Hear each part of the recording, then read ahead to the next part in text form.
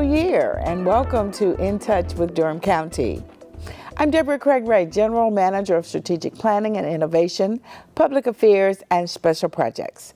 As you know, we use this TV show to interview Durham County department heads, staff, and community partners to share important information about the many valuable programs and services.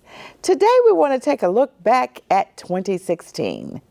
Joining me are our Durham County Public Information staff, Dawn Dudley, Senior Public Information Officer, and Brianna Khan, Public Information Officer. Welcome to both of you.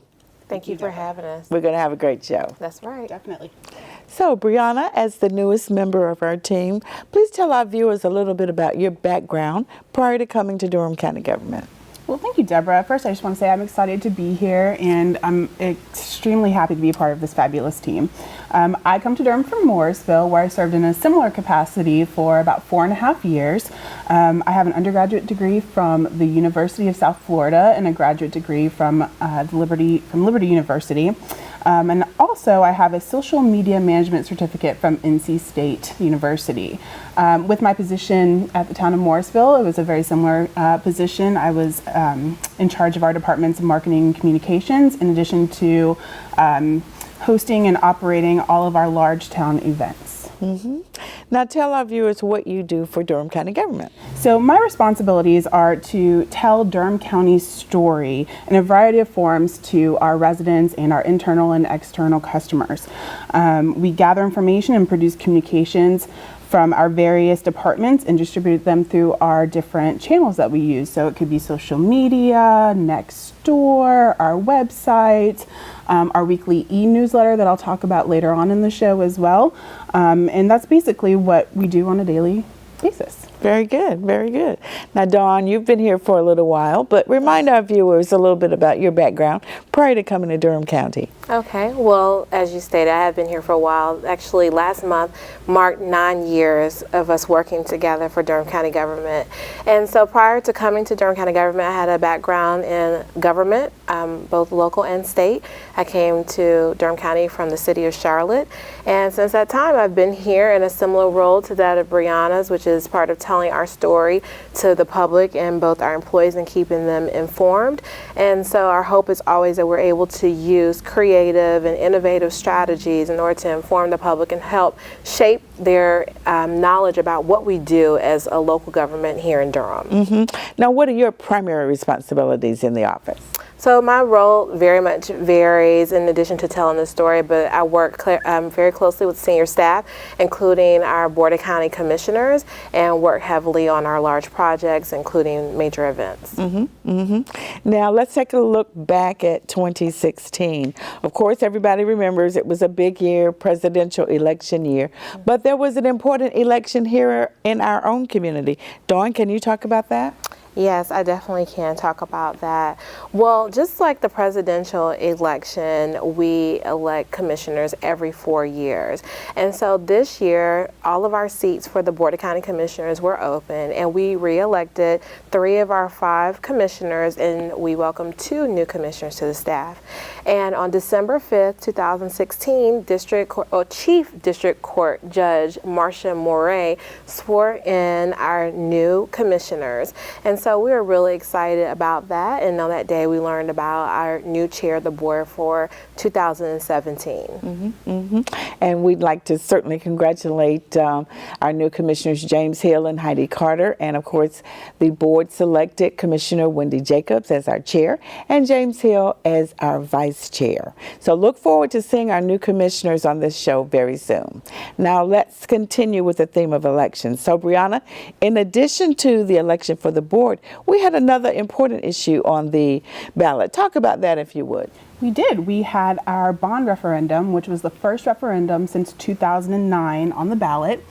We asked voters to approve a bond package worth $170 million, and it had 4 different bond measures. I'm happy to say that it passed with overwhelming support, thanks to Durham County residents.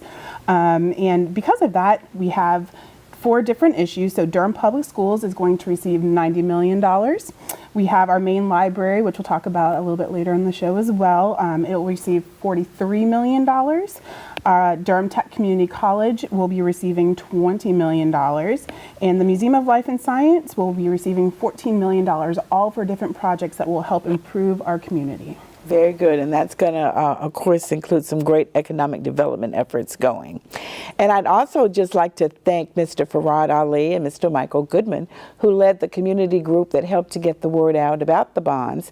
And also a big thanks to John White of the Greater Durham Chamber of Commerce, who provided critical operational support to that effort. Now, our local government touts great leaders among its ranks, and this year, County Manager Davis made some big changes to Durham County's organizational structure. Dawn, can you quickly highlight that for us? Definitely. So since County Manager Wendell Davis joined us in 2014, he's definitely come in and refreshed our organization, which aligns heavily with best practices in local government. He introduced what's called the Managing for Results model, which began implementation last year. And the Managing for Results model is designed with deliberate strategies that are carefully managed, planned, measured, and evaluated. And with that new system of business approach and governing, he introduced a new senior staff. Well, not necessarily all new, but a new approach. And so before, we had deputy county managers and assistant county managers. And so now we have a team of 5 general managers and 1 chief of staff. Very good, very good. Now, also in a dynamic organization, we have people who come and go. So, Brianna, can you tell us about a few of the community leaders that either retired or resigned, and then a few who joined us? Absolutely. So this year, our former elections director, Michael Perry, resigned earlier this year. We've also had several retirees. Willing Covington, who was our Register of Deeds for 20 years, retired earlier this year as well. Steve Medlin, who was our city county planner, retired after 30 years of service at the end of December. And then Delphine Sellers, who was our cooperative extension director, retired after 20 years of service as well. In addition, we have some new employees that came on board. As Dawn mentioned, we have Jody Miller, who is our general manager in charge of community and public safety. Sharon Davis, who is filling the shoes of Mr. Covington, is our new Register of Deeds. Kathy Everett Perry, who used to work in our county attorney's office, is our new human resources director. Morris White III, who is now the interim cooperative extension director while we do a search for a new director to fill Delphine's shoes. And then we also brought aboard Kate Cosner, who is our interim Board of Elections director. And Kate comes from the State Board of Elections. Very good. Thank you. Some dynamic changes there. Well, certainly Durham County saw many achievements in 2016. Homeland Security sponsored a training program to prepare communities for complex coordinated terrorist attack. As the 6th community in the country to be selected, Durham City and County officials attended a week-long class to help staff from law enforcement, fire and administration, general services, and more learn techniques to improve our ability to work together as a community and a region should the unthinkable happen. Some 70 employees participated, and since our return, we are continuing to work together to improve our ability to respond. Brianna, please highlight some other key accomplishments from 2016. Absolutely. So this year, our tax office was recognized as a leader in taxation and received the Joseph E. Hunt Award for their online 3-step appeal process. In addition, the National Association of Counties, also known as NACO, recognized our Criminal Justice Resource Center with an award for their misdemeanor diversion program. Also, our IS&T department was 1 in 6 counties in the country to receive the Public Technology Institute Tech Savvy Award. This award is given to organizations for tech leadership and best practices enterprise-wide. And then finally, we have our Rougemont Water Project, which was completed in September 2016. And the project provides clean drinking water to 40 households in the Rougemont community. This was started after it was discovered there was an underground gas container that leaked and contaminated groundwater. So now those Rougemont residents, those 40 households in Rougemont have clean drinking water. That's really exciting, and I guess there's the possibility that maybe some small businesses can grow in that area. Yes. Well, this has been real exciting. We're going to take a quick break, and when we return, we will look at some additional highlights from 2016. Stay with us. Quiet, please. Wait a sec. I'll take one. Oh, yeah. All right. All good. Take care. Way to go. Nice. Bring it on. Gotcha. I'm here for you. Oh, no. Please, please, please. I'm waiting. Interesting. Not buying it. Not fair. That's it. This conversation is over. Oh, brother. Body language can tell you all sorts of things.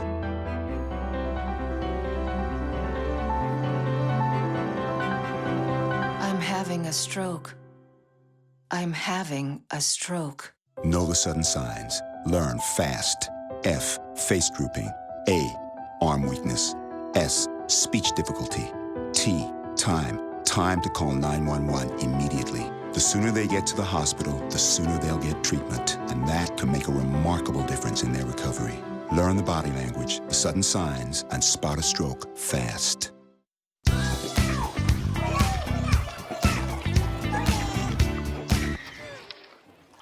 Looks like it's done.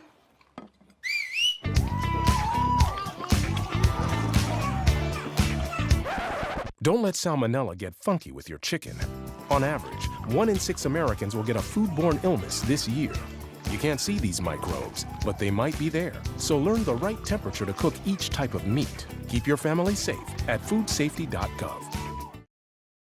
Welcome back. We're taking a quick look back at the year that was 2016 in Durham County government. With me are Dawn Dudley and Brianna Kahn, who work in communications to help tell our community about the events, news, and information going on with Durham County government. Of course, in 2016, we experienced several weather events. One was a cold event and one was a wet event. Why don't we talk about that a little bit? Well, Deborah, I felt like throughout the calendar year for 2016, we definitely saw some highs and lows for our temperatures and also our weather. So I first want to start out by saying how lucky we are to have an organization with a variety of emergency management personnel and first responders, including our emergency management fire marshal team, our office of the sheriff, and then also emergency medical services. And that group of individuals help to keep our community safe and are very responsive. And so in the winter months, much like this month, and we have seen some 70s and we've seen some freezing temps. And when we had those temperatures, we really felt it. And when we had to activate the Emergency Operations Center and the Joint Information Center, our team came together and brought wraparound communication support, including an uptick of social media support. And so our residents and our followers should look out for winter weather preparedness tips in the coming weeks. And so also this summer in 2016 in July, we had a unique weather event with downpours that caused flooding, particularly in our Fayetteville Street, Pollitt Street area. And our emergency management fire marshal team were very quick and responsive to research and assess and report what damages they saw and got the appropriate personnel in place. And by the end of July, we were able to set up a center that helped facilitate aid because many of our residents met the threshold to qualify for disaster relief. And so definitely kudos to Jim Groves and his team and all those that supported. And lastly, in October, Hurricane Matthew blew through our area, and luckily Durham was not as negatively affected. However, our neighbors down east were, and so that team that I referred to with some other supports in our area pulled together to help our neighbors down east. Very good, very good. It's good to know that we have those mutual aid agreements in place to help out our neighbors. That's right.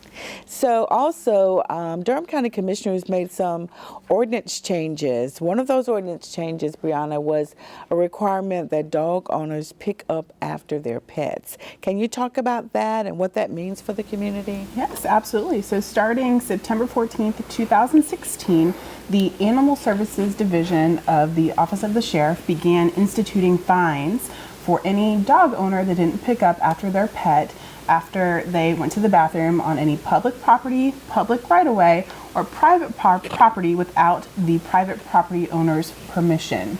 And those fines range from $50 to $150 depending on if it's a first infraction, second infraction, or third infraction. If our viewers want more information on that, they can go to our website, dconc.gov/canine waste, and there's some FAQs and more information about the ordinance and other information that you can gather about the ordinance. And that's a very important environmental issue. Yes, absolutely. Now, also, another thing that the commissioners did this year, they really looked out for employees. They made some policy changes that award parental leave to employees. So if a family has a newborn or adopts a newborn or adopts, they're able to get parental leave. And that's a great thing, and our employees really are appreciating that from the commissioners. And the other thing is the commissioners made changes so that $15 will be the lowest wage that will be paid by county government. So I think people are pretty excited about that. What are you hearing about that? I agree. I definitely think that people are impressed, and I've actually heard a lot of people want to learn more about employment opportunities here in Durham County because of these changes. And as a mother of 2 children, that wasn't around at the time, but I definitely would have taken advantage and been very excited about those policies that affected me as a parent-to-be. Now, creating jobs in our community, of course, is vitally important. The county has a very rich economic development policy that they've enacted. And in accordance with the policy, they enacted some very good agreements this year. Can you highlight 1 or 2 for us? Sure. The RTF Park Center Phase 1 was a $20 million project designed to recreate the Research Triangle Park as we know it, to include some residential features. Also, Wexford Science and Technology, Longfellow DID, Fidelity, Premier Research International, and Harris Beverages. Very good. Now, the other thing that I think people will notice if they drive downtown is our former Judicial Building is undergoing some changes. Talk about that a little bit. Yeah, actually, as a public information staff, we get some unique calls into our office, and one of them that's come through, or several come through, people said, "Are you all tearing down the old Judicial Building on Main Street?" And I said, "No, we're just going through a major reface and renovation of that building that was actually erected in the 1970s. And so if you're heading east on Main Street, right at the corner of Roxborough and Main, you'll see the Judicial Building being totally refaced.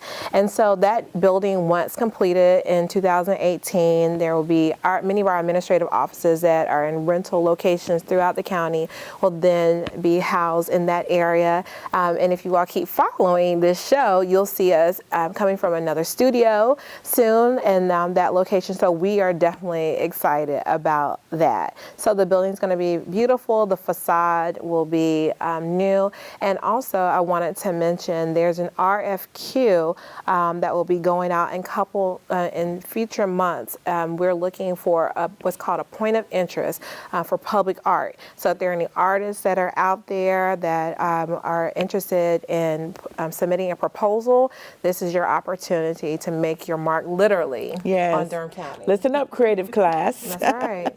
Now, another project that people will see downtown involves our main library. And you mentioned that earlier, Brianna, as one of the bond projects. So talk about that a little bit, if you will.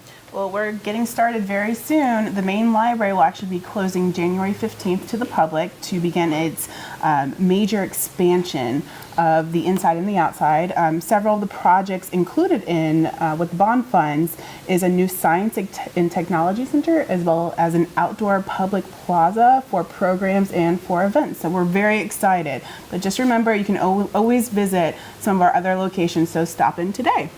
Yep. So another project that you work on is our online newsletter. So talk about that a little bit, how it came to be and how people can sign up. So we send out a weekly online e-newsletter, and you can sign up for it, and I'll give you the address in just a second. But basically it highlights different things going on in Durham County throughout the week, as well as county events, some of our programs and services, any new employment opportunities. So it's just a great resource for information about Durham County government. To sign up for it, you just want to go to our website, dconc.gov, look for the I Want To tab, click on it.